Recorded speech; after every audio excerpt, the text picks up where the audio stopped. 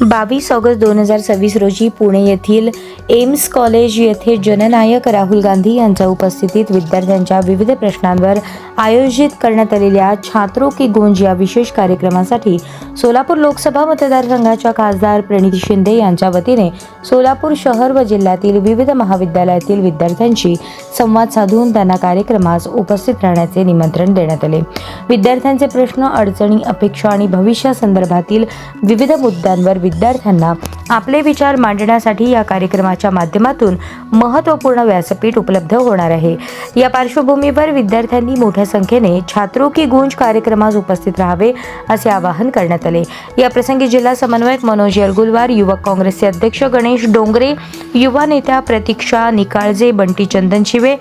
Padmini शेट्टीयार, media प्रमुख Tirupati Parkipandla, NSUI शहराध्यक्ष शरद गुमटे, अनुसूचित जाती विभागाचे अध्यक्ष सागर उबाळे, विकास बाटलीवाला, शिल्पा चांदणे, सचिन पवार, संजय गायकवाड, सुभाष वाघमारे, सुनील सारंगी, धीरज खंदारे, प्रतीक शिंगे, चंद्रकांत नाईक, व्यंकटेश बोमेन, पवन सग्गम आदी उपस्थित होते।